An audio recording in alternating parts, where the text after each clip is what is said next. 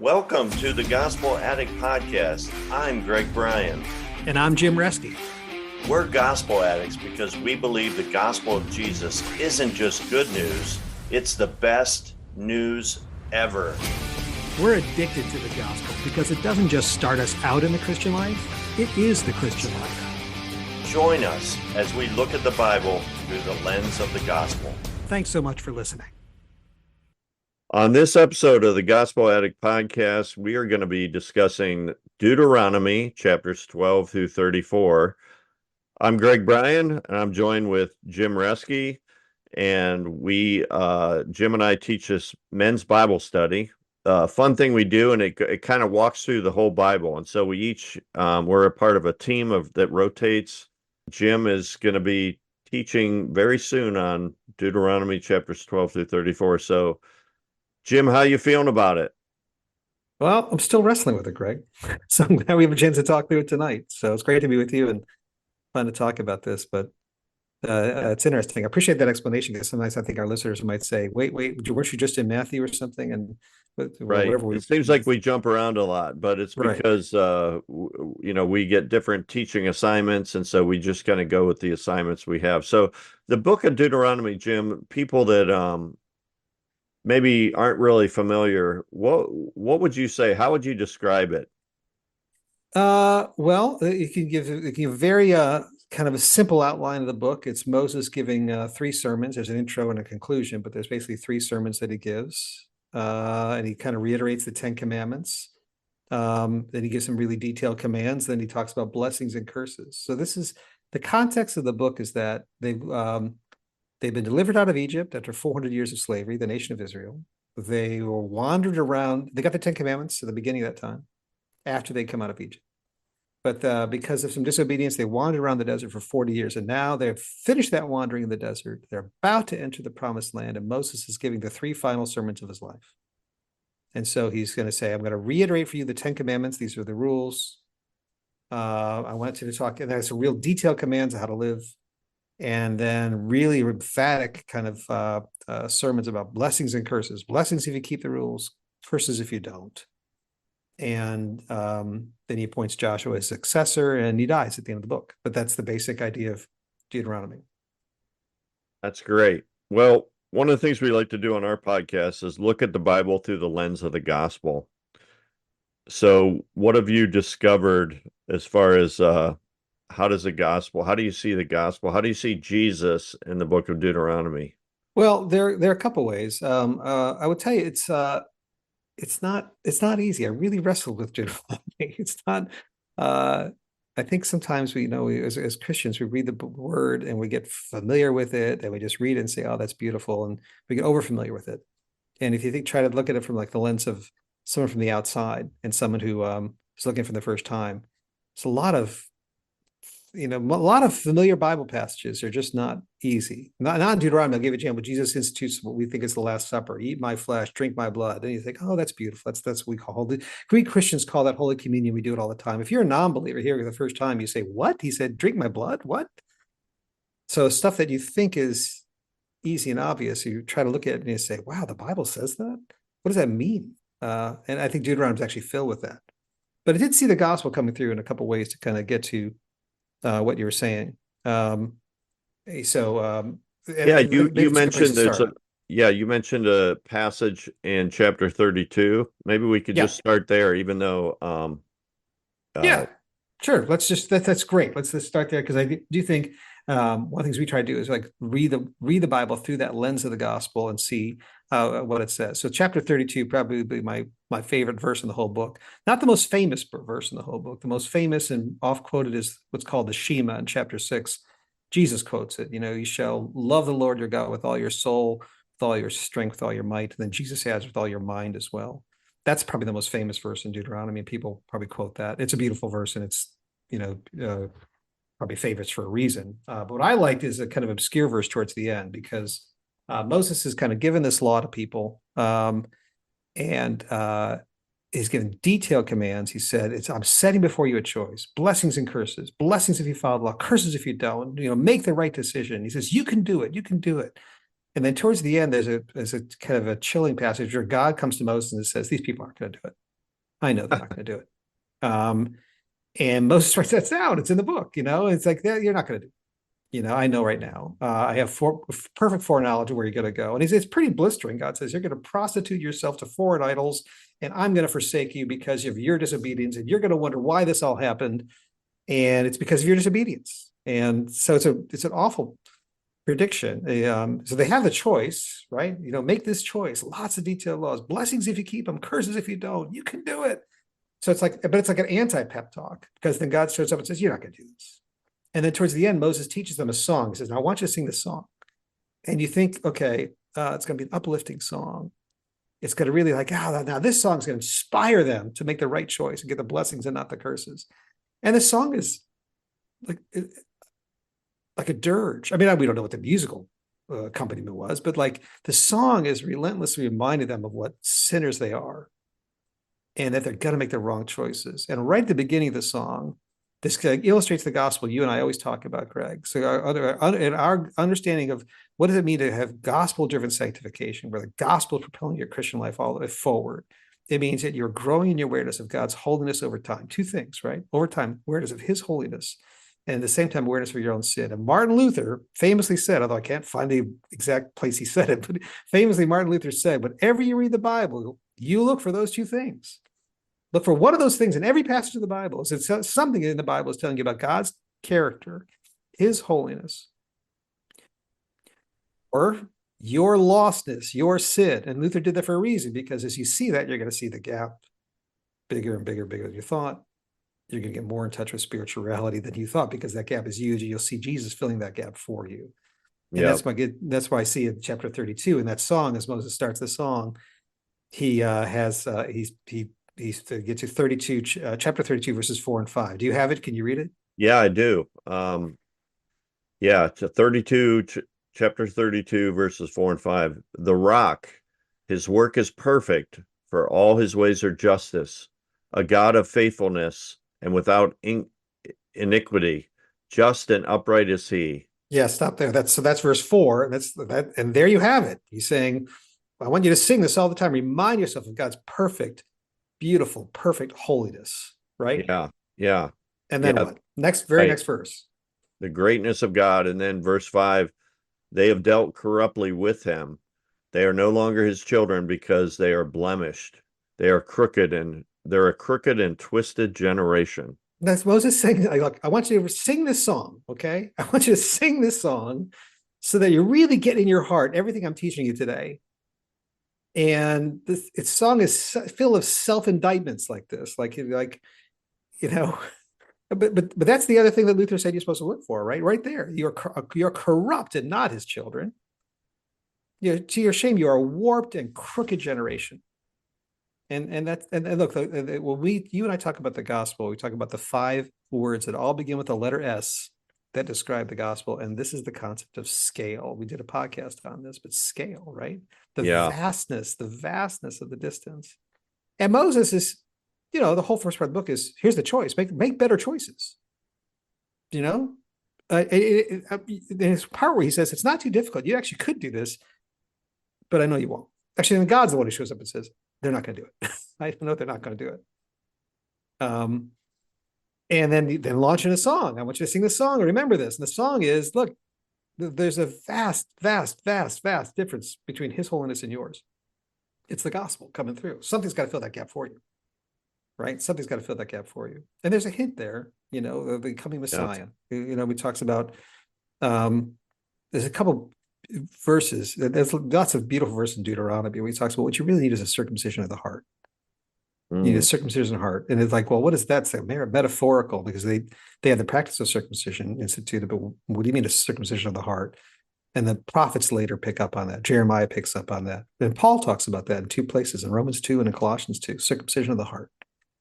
You've got to, what you need is a change from the inside out. So, and obviously, and you're looking forward to the one who's going to close that gap for you, the Messiah. But it still does, it leaves a lot of conundrum of how do you read the book of Deuteronomy, because it really does set up all these rules and regulations, and with this pretty relentless pitch to the reader that says, here, you make better choices. make good choices. And if you choose well, you get blessings. And if you choose poorly, you get curses. And if you're a Christian reading today, you say, well, so what does that mean? Am I supposed to do all these things? Am I supposed to keep all these commands? Am I supposed to follow all these rules? How do I read this as a Christian today? So that was, Yeah, man, that's great. Back to the scale thing, you made mhm. me realize that some of the old hymns do a really good job. Almost every really classic old hymn talks about the holiness and the greatness of God on the one hand, but then also the depth of our sinfulness on the other hand. Yeah, absolutely. I think of any in particular. Well, like holy, holy, holy, Yeah. you know, holy, holy, holy is the Lord God Almighty. Early in the morning, our song shall rise to thee. But then another verse says, though the eye of sinful man thy glory may not see, Yeah. you Right. There know, it is. right. And I'm thinking that almost every old hymn always has verses on the greatness of God, the holiness of God, but then also the depth of man's sin. Oh, look, the Amazing Grace is probably one of the better. Like, the saved a wretch like me, right? I was lost and now I'm found. I was blind, but now I see. Yeah. You know, So did you mentioned the five S's of the gospel? Did you see any other of the S's yeah. in Deuteronomy? Two others in particular. One is there's the substitution. So it kind of gets to what leads. It's a natural next step of what we are just talking about, the sense of scale. And you say there's a vast gulf, something's got to fill that gulf. There's a part in the middle of the book where there's this ceremony. Um, they're crossing over into the promised land. They're about to. Okay. And Moses is not going to cross because he committed a sin. And God said, you're not, you can see it, but you're not going over there. But he says, what I want you to do is have this ceremony. It's right in the middle of the book. And he said, what are we going to do is go to the mountain. And he said, I want you to go to a certain place. And it's by the Oaks of Moran. And it's significant because the Oaks of Moran are not just some random place. They are the very place where Abraham, when he was first called by God from the land of Ur to go to the promised land and start the whole nation of Israel, as he was about to cross into the promised land, he sacrificed and built an altar to God at the Oaks of Moran, the very same spot.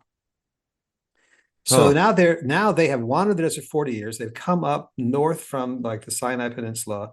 They're about to cross over, going from west to east, about the same exact spot that Abraham had entered in. And when Abraham entered in, he built an altar to the Lord. And what Moses says here is, what I want you to do is go there. There's two mountains. One is called Ebal, and one is Gerizim. And he said, I want you to build an altar on Mount Ebal. And I want you to gather the people together. We're going to rejoice, have a big party, but we're going to have to offer sacrifices there. And then I'm going to take the 12 tribes of Israel and divide them between the two mountains. So 6 tribes on one mountain, 6 tribes on the other mountain. And they're going to listen to a sermon from the Levites. And the Levites are going to give, it's like a curse summary. It's a summary of the entire book of Deuteronomy. I think it's chapter 27. It's a summary of the whole book in like 10 curses. So it's not blessings and curses, it's like just 10 curses. And you listen to these curses and they just kind of summarize the whole book. And see if I can find it. Because like the first two, like this one is like they have no other idols, and then honor your father and mother. And then the third one deals with property rights in the land. They're entering a little bit, that could mean like thou shalt not steal, like honoring property rights. Then there's fourth and fifth ones deal with taking care of the poor and powerless in the land, like blind people in the land they're going to conquer. They said you cannot pervert justice due to the immigrant, the fatherless, or the widow. So there's a lot of, it's like the social justice, what we might today call social justice. And then there's 4 rules, 6, 7, 8, 9 on sexual purity. Curse you if you do this, curse you if you do that. And then the last one's like a blanket catch-all. So you got curse is anyone who doesn't keep a law. So it's like in one little passage, chapter 27. So one little section, the Levites are going to give this curse summary, a summary of the law in the form expressed in the form of curses. Curse it if you don't do these things, both in terms of sexual purity, individual purity, but also like socially taking care of the poor and the powerless, getting rid of idol worship, honoring your father, mother, family structure, all this stuff in one little summary. But in the whole thing, you need an altar. You need an Hmm. altar. And the altar is not built on the good mountain because, the one mountain is where the tribes go that represent the blessings and the tribes represent curses. The altar is on the cursed mountain, on Ebal. And the point of it is to say, I'm telling you what you should do. I'm telling you all these laws and with curses if you don't do it, but you're not going to. You are going to need a substitute. You Wow. are not going to do it. And That's powerful. as I'm telling you this, right now, I know to get it's theoretically possible that you could keep the whole law, but you're not. You absolutely need a substitute at the institution of it, at the ceremony, the curse ceremony.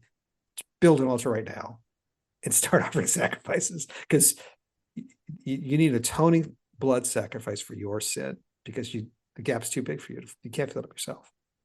That is fantastic. That is amazing. That Yeah, and is it changes your cool. whole reading of it too, Greg, because it's like you look at it and say, "Oh, so he's given all these laws so that people can build their own bridge to God, right? That's what every religion does, right?" That's what a lot of people read the Old Testament. That's what they think. The Old Testament is all about like following the rules.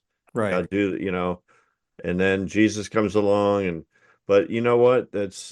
Yeah, this is so powerful. You keep Yeah. going. Yeah. You're right. Yeah. People think, yeah, that was the Old Testament. The whole thinking changed. Like, no, no. And then you look at verses in Hebrews that help you understand it. The Bible, the best way to interpret scriptures of scripture is you say, it was impossible for the blood of goats and rams to take away sins. It was all foreshadowing looking forward to the Messiah. So even in the Old Testament, what they were saved by was the blood of the Messiah. They're just looking forward to it. You're right. But get to all these rules and say, as a Christian, so what am I supposed to do with all this stuff? Just read it, ignore it. So, for example, there's all these rules on sexual purity. Do you say that doesn't apply anymore? I don't have to do that. And I think, by the way, I think there are some people who do read the Bible that way. They say, look at this. They say, you can't expect me something written on some scroll 3,500 years ago to be binding to the way I live my life today. It's ridiculous, right? But Christians, throughout the whole history of the church, Christians have said, yeah, those laws are very much binding. It was a noteworthy aspect of the Christian church, this sexual purity, right there. That phrase, how's it go? It was like actually written by some other historian, not a secular historian, said these Christians, they share their money with everyone and their bed with no one. Huh. Have you heard that before? I have heard that, but I can't remember the source either. Yeah, but because it was like the comment was it's exactly the opposite of all of us. We share our money with no one. We share our bed with everybody, right? And these Christians are the exact opposite. And so sexual purity has always been a hallmark of the so we feel like, yeah, those rules are there, but then there's all kinds of other rules that make you scratch your head. So and wonder like one of my favorites. There's a rule here. I guess I should say favorite, but there's rules like that say if you have an unruly child, it's in chapter 22, I think. If you have an unruly child and that child does not listen to you, then you must bring him to the town council, and then the town council must stone that child to death. That is so crazy. Yeah, well, it's in the Bible, Right. and is it chapter 22? Yeah, I think it is chapter 22. 22 verse 18 to 21. Suppose a man has a stubborn and rebellious son who will not obey his father and mother, even though they discipline him. In such a case, the father and mother must take the son to the elders as they hold court at the town gate. The parents must say to the elders, this son of ours is stubborn and rebellious and refuses to obey. He is a glutton and a drunkard. And you think with modern sensibilities to say, well, they give him some parental advice, send him home, talk about positive reinforcement. Verse 21, then all the men of this town must stone him to death. In this way, you will purge this evil from among you, and all Israel will hear about it and be afraid. Now, maybe that never happened. It was just the ultimate hammer you could use to discipline your adolescent children to say, by the way, what Moses said, right? The threat of it alone might have been enough, right? But like, if it's a non-Christian, you read that and you say, what? Do you believe that? Is that what you believe? And I think that's part of the problem. We as Christians, we say these rules on sexual purity are eternal, they're binding. And I think other people look at that and they say, oh, you want to take those rules and apply them to me and tell me those are eternal. What about this? Do you believe in verse Deuteronomy 22, verse 21. Stone your children. Is that what you believe? Hmm. No. Oh, so the verse you want to apply to me is eternal and binding. Yeah, that's right. But this verse on stoning the children, that no longer applies. Yeah, that's right. That no longer applies. So, okay. Yeah. So what do you make of that? So part of it, part of it, I think there's part of it is our understanding through the New Testament, through Hebrews, and then through what the Christians have always believed, right? So part of it is there's a whole bunch of dietary laws. So one of the obvious things to say this, they says there's lots of dietary laws and birds of the air that you can and can't eat pork, for example. And there's New Testament passages where we talk about some of the Old Testament laws are really, you know, were symbolic for a time and not binding forever in the New Testament, New Covenant. But so that's part of it, at least with dietary laws. But some of the other stuff you go, wow, what is if you don't think it's binding, why is God giving you these laws? What's the point? And that's where I struggle with, Greg. That's where I like looking like, oh, it's not, oh, Deuteronomy, I'll teach you Deuteronomy. It's not an easy read. It's it's not it's not a simple, easy read to go through it. Back to the S's, like did you see any any of the other S's? Oh yeah, let's go to that because I want to go through I think two big themes that come through the law. So let's come back to the two big themes. Okay. But first I'll finish with the S's because I think there's one other really significant S that comes out. So we talked about scale in those verses, substitution with building the altar. Yeah. But the other one is sequence. And Deuteronomy is one of the best places in the Bible for the whole concept of sequence. And we'll do a podcast on sequence, a whole one dedicated to it. Right. Yes. And So what is sequence? Well, the basic idea of sequence, right? In the gospel, that's not the gospel. Unlike every other religion, is I obey, therefore I'm accepted, right? But the gospel is I'm accepted based on what Jesus did on the cross. Therefore, I obey. that's exactly right. So there's a difference between religion and the gospel. Religion is I obey, therefore I'm accepted, which is sort of the default setting of everybody's heart that that's right. we think that that's how it should go. But the gospel is something totally different. It's that I'm accepted because of the finished work of Christ, because of what he did on my behalf. Therefore I obey. And man, Right. that makes a huge difference. You can see two different people, two different religious people. One's operating off of the religious concept, and one is operating from the gospel. And sometimes you can't tell them really apart. Because it's a way they operate from their heart. They can both be doing very good, lots of good works. They can both attending church, reading the same Bible, but they would read Deuteronomy in a different way. They would be reading it like, Yeah, I got to obey all of those things. that's right. That's right. If I want to be accepted, I got to obey, right? And so even if it's, and this is what we struggle with, right? Even as believers say, yes, I was justified by Jesus' blood, to be sanctified, to be really accepted by God, I got to keep all these rules, right? So Yeah, so how does this come out in Deuteronomy? so one of the and our hero Tim Keller points this out so beautifully, right? So God does not, you think about where this was in history, we recapped it earlier. God does not give the 10 commandments to the children of Israel at the beginning of their captivity in Egypt and say, I'm going to give you the rules and I'm going to watch you for 400 years and I'm going to see how you do. And if you play your cards right, and you think about God could have given the sermon that Moses gives at the beginning of the captivity. Look, I'm setting before you a choice, blessings and curses. You can get yourself out of captivity anytime you want. If you just follow the law perfectly, I'll open the gates. I can do it anytime I want. I'm watching you. Let's see how you do. I mean, that is, I obey, therefore I'm accepted. God doesn't do that at all. In fact, and the beauty is God delivers them and then gives them the law.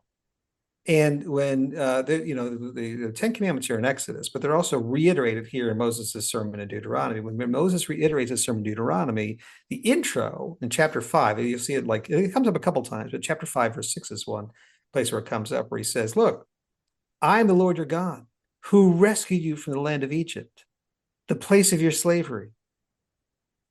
Now, number one, you must have no other gods before me. He gives them the 10 Commandments. Other places where he says, I am the Lord your God. I rescued you with the power, the mighty power of my outstretched arm. I rescued you. Like sequence. I accept you. I gave you salvation. Now, therefore, as a result of what I've given you by sheer grace, I want you to do these things, right? And that's sequence in a nutshell. It's actually, like I said, I think it's one of the best places in the whole Bible for that concept of sequence, right? Yeah. Oh man, that's great. Yeah, and the other place in Deuteronomy that kind of amplify it. God says, look, it wasn't because you were like a big nation that I loved you. It wasn't because you were a powerful nation that I loved you. It wasn't because you were strong. It wasn't because you were rich. You were none of those things. And you're going to think it's because of your righteousness, but it's not. It wasn't because you're righteous. You weren't righteous. I chose you because I loved you, just because I loved you. And that's you're accepted now. Therefore, obey. Yeah. In the Old Testament, the Egypt is mentioned 645 times. In the Oh book of wow. Deuteronomy, it's mentioned 49 times. And I'm thinking every so especially in Deuteronomy, I think every time he's bringing it up, he's reminding them that truth. Yeah, there's a lot of that. Like when he talks about Because immigrants, what because they could have been like, foreigners. they could have moved on from, like, hey, Egypt, that, you're out of Egypt, so let's forget about it. But God keeps bringing it up. Yeah, it's a good point, Craig. There's a lot of in the Bible that's like the phrase "lest you forget."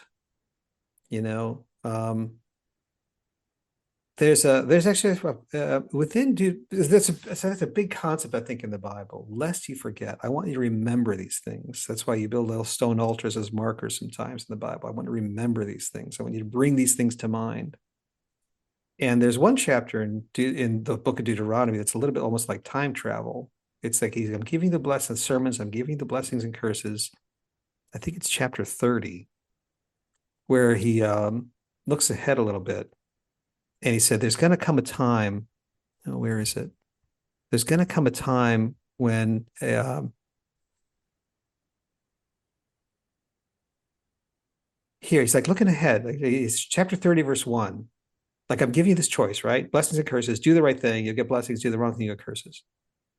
And in 30, the verse is, and when all these things come upon you, the blessing and the curse, which I have set before you, and you call them to mind, right? Lest you forget, remember, and you Yeah. call them to mind among all the nations where the Lord your God has driven you. So you're going to be like, the exile and be dispersed. And so it's like, I'm looking way ahead in the future. And when I want you to look back on this and think about this, right? And dwell on what happened for you. And it talks about you're going to come back, like a remnant will come back, and I'll have mercy on you again. So it's like in the middle of saying, yes, here are the choices, you're not going to do them. But I'm looking way ahead in the future to a time when you're going to look back on this, remember it, and you're going to come back. So yeah, bring these things to mind, lest you forget. Yeah. Oh, that's great. Sequence. Yeah, That's sequence. so we'll talk more about sequence in a future podcast. Yeah. So let's talk about, I think, I guess, about one of the general tensions in the book that I found going through these laws, and like, why would God have all these laws? So as a Christian, how do you read these laws now? What's the point, right? You're supposed to, if you're supposed to be keeping them, if you're not supposed to be just like read this as a rule book to keep, then how do you read it? What's the benefit? And so the tension I saw, Greg, going through it that I wrestled with was that there's all those laws on sexual purity. And we Christians have always said, yeah, those are really bindless and timeless and binding. Mm-hmm. And there's a certain mindset that says, yeah, see, those are important. Personal holiness. That's what I'm talking about. And there's a whole bunch of godless people in the world that don't do that. And you can gravitate towards that. But then there's a whole bunch of other rules. Yeah. They're pretty, and not just one little place, like again and again and again and again, where he says, I want you to take care of the widow, the orphan, and the foreigner among your midst. So I guess Yes. apparently they were like people traveling with them. They weren't Jews. They weren't part of the chosen people. They're with them. And there's lots and lots of verses about you got to take care of these people. Yeah. And you have an obligation to others. You may not feel it, you may not like them, you may not care about them, whatever it is, but you have an obligation to them. And there's obligations like financially, like, hey, you have a field and there's a piece of it that you haven't quite harvested, just leave it. You got to leave it for them to come and so they can feed, so Yeah. they can get something to eat. And then you're giving, you've got to take care of them financially. You have an obligation to them. But then the most fascinating one, I think I might have shared this before, is chapter 16, verse 14. It says, be joyful at your festival. You, your sons and daughters, your family, you're going to festival with your family, right? Family oriented. Your male and female servants, so your employees, okay, so you got, they're with you as well. And the Levites, the priest tribe, so okay, they always include the Levites. And then it says at the festival, the foreigners, the fatherless, and the widows who live in your towns. So in other words, it's not just that you can say, I just got to give money to them, write them a check and keep them alive. It's fine. That's my obligation. God, okay, I'll do it. You got to include them. Yeah. You're supposed to include them in your culture, in your society. Bring them in. And so anyway, two different big picture themes in the book of Deuteronomy. There's others too. There's like property rights and there's idol worship and destroy the altars, all kinds of things. But two big themes, right? Personal purity and caring for the outsiders, the downcast, the people have no voice of their own. Like there's a bunch of rules that talk about justice. So when the people go in front of a king, they have nothing to offer. They can't buy favors in front of Yeah. a judge or a king. And they're supposed to get equal justice. You got to make sure that you treat them no differently than the richest person in town. Yeah. So my point in looking at this and thinking about these and grouping these together is that I think is generally people kind of gravitate towards one or the other, right? And Yeah. And churches do too. churches do too, and throughout history, Christians done that. So I do think if you look back in church history, the Christian church, especially in the early times, and I think a lot of ways was noted for this. You had sexual purity, holding to that, but then also always being the one that was there for outsiders, outcasts, the outsiders of society. And I think it's where actually there's the whole different talk there, Greg, about Jesus was crucified outside the gate, right? There's a metaphor there. He was Right. Christianity's always been for outsiders, right? Yeah. But we tend to gravitate towards one or the other, and not put them together. So when I was doing this, I was thinking of your construct. You always think about with the two thieves, you know. Yeah. Yeah. So like how Jesus was crucified between two thieves. There's one on his right, one on his left, and and I should say that I got this concept from Tim Keller, Who got it from where Tertullian, the who church, got it early from church, right, right. right? Well, Tim Keller's like a brilliant, you know, brilliant mind, and a lot of his revelations came from some of those dead old guys. But anyway, there's two thieves of the gospel today, and on the one hand, there's legalism where we just want to follow the rules, and that's a typical religious person who doesn't understand the gospel. And then there's license, which is someone who is typically irreligious. They just follow their heart. Or it's a religious person that says, God's forgiven me God just loves me so much, he's going to forgive me for anything I do, so I can just live however I want. That's right. Both of those are thieves of the gospel. They're not really the true gospel. The center cross represents Christ and following Jesus. And um, so so anyway, Yeah. how did you see this in Deuteronomy, or what? Well, so I thought it'd be like, well, it's an easy way to look at it. You see, there's people who follow the rules. They're the moral people. There's people who follow the heart. They're the immoral people. And the moral people will read Deuteronomy, follow the rules, right? That's what you're supposed to do. And then and wrestling with, I thought, no,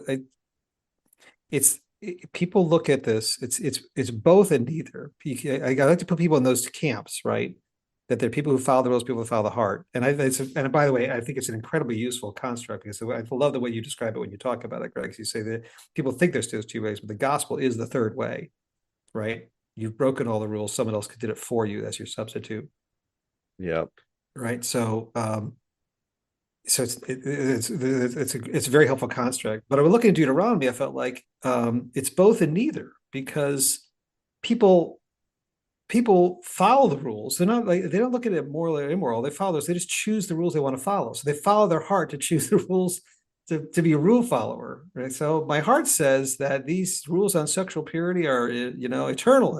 And I think you got to keep your nose clean. And that's the important thing. And I stand firmly against those people that are sinners that aren't doing those things, because I don't do those things, and I'm winning on that scale. That's what I like to gravitate towards, and I think about that.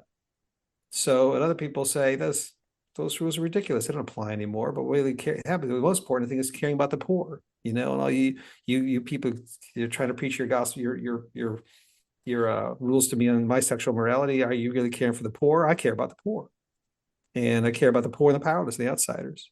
But both are following their heart to find the rules they like, and it's kind of like both and neither. So, Yeah, that's really interesting. I like that. That's very insightful. yeah. So there's a story I'll tell when I give this talk, and so people, if they listen to the podcast, will hear it twice. But it kind of really came home to me. I think I told you this. I told you the story before. We were talking before about this conversation I had with this woman in New York when I was practicing law in New York, and I was a corporate lawyer, and we were at some corporate lunch funded by some big corporation that was, buying lunch for all of us. And she did a lot of pro bono work for people that couldn't afford legal counsel for themselves. And she liked doing that. And we had this engaging discussion. And the backdrop to this, though, Greg, is that I felt like when I was a young Christian in New York, that I was going to be the one who is the moral one in a sea of immoral godlessness, right? And these, by the shining witness of my exemplary life, people were going to come to Jesus and see the difference between light and darkness, and how I was living a upright moral life in this awful sea of wickedness, right? And Right, right. and then talking to her a little bit, and at the time I'm a corporate lawyer defending these big corporations, right? And that's what we did. And talk more about our work, and it was and at one point, I forget how the whole conversation went, but it got a little testy, and she was just like, "Look, I care about the poor, I care about the powerless, I care about the homeless, I care about the people that have no rights on their own, I care about the outsiders, the downcast, the downtrodden. What do you care about, huh?" And it's like, "Oh," and it's like, "Yeah, what do you care about? Big corporations? Is that what you're giving your life to?" And it was a good moment. It was a good life lesson moment for me. She did not think that she was the immoral one, and I was the upstanding moral Christian, right? She had the Right. moral high ground. She's like, Yeah. so and she would have gone right, and she didn't. We didn't talk about Deuteronomy, but she would take me right to all those past Deuteronomy. What about this? What do you do? What are you giving your life to? Here's the widows and the orphans. What are you doing? What do you care about? So she was not immoral. So she was not like in that context. She was not follow your heart while I was following the rules. She was she was very, in her mind, very moral, right? She's like, I, I'm doing all the right things. What are you doing? You're the immoral jerk, right? And I could talk, well, I think that rules of sexual purity still apply. Like, she would have said, well, you keep that to your most self. You're giving your life to all the wrong things. But my little epiphany there is like, everybody does that. No one really balances this well. Look, it's not a political podcast, but no political party does both, right? No political party ever does both, because people don't do both. People gravitate towards one or the other, and generally pick and choose the laws they like. So the phrase I use when I teach is, everyone I think is a relative moralist, maybe a moral relativist, right? yeah.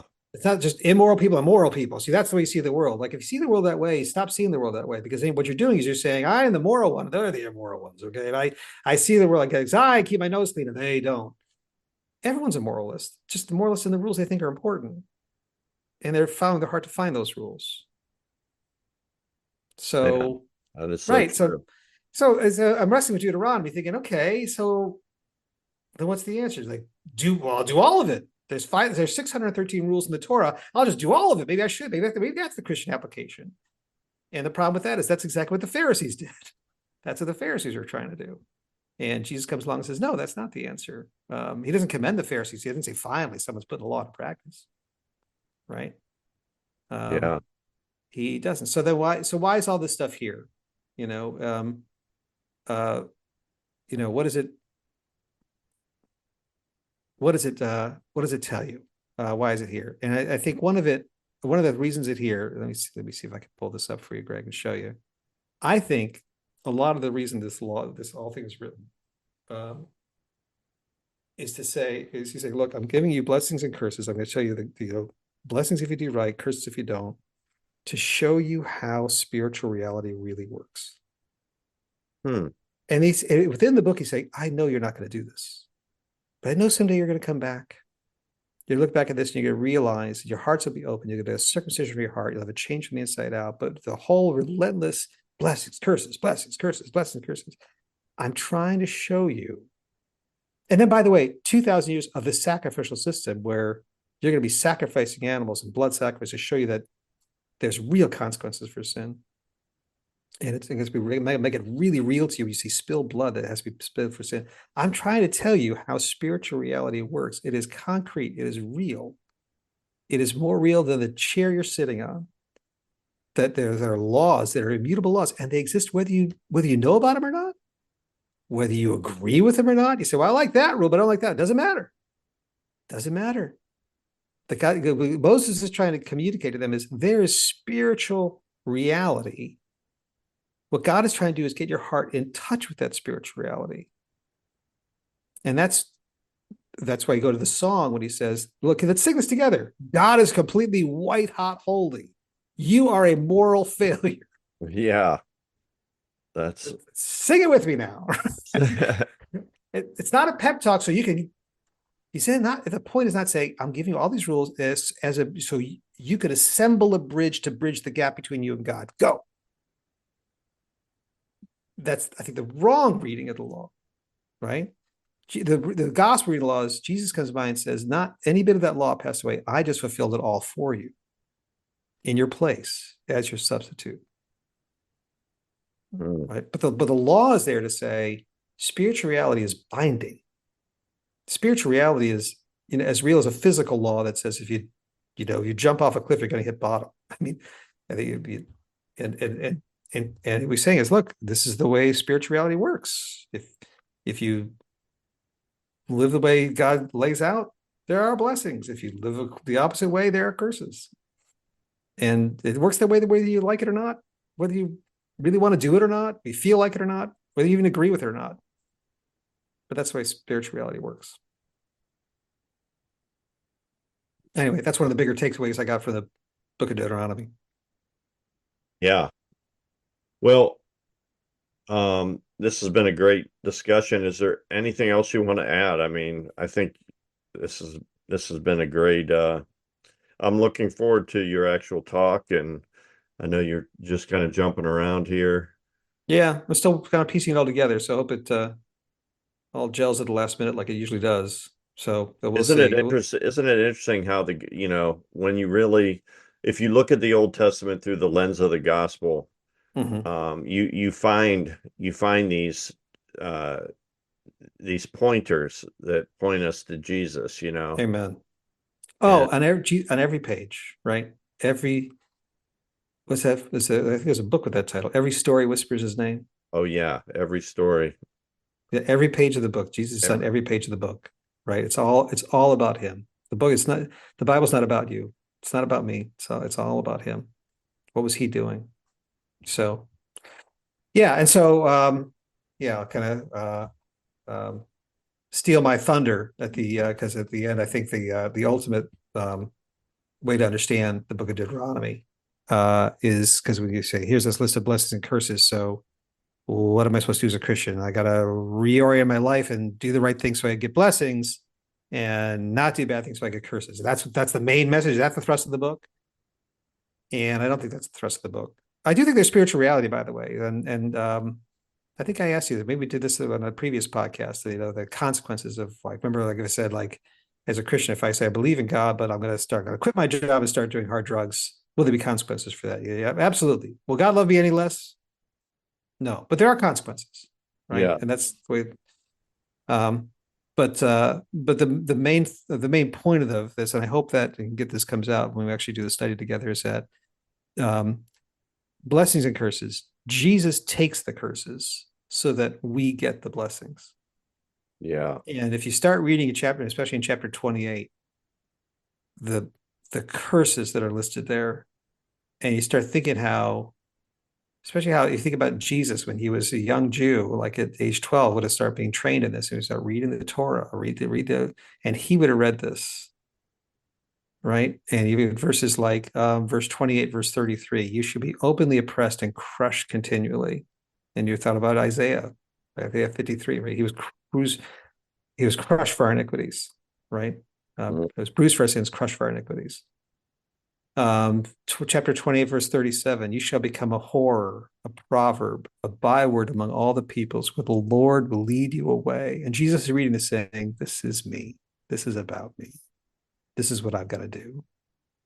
The curses, you have all earned the curses.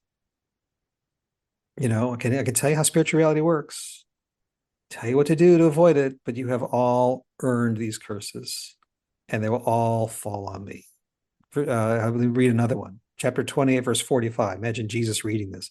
All these curses come upon you and pursue you and overtake you till you are destroyed.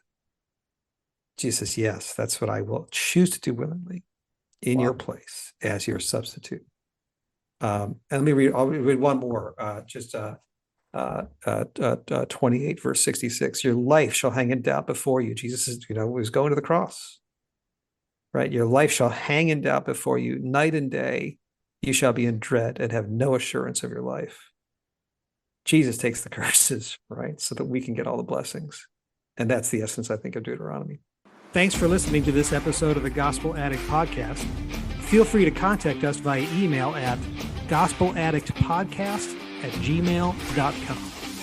Stay tuned for our next episode, and remember, on your worst days, you're never beyond the reach of God's grace, and on your best days, you're never beyond the need of God's grace. See you next time.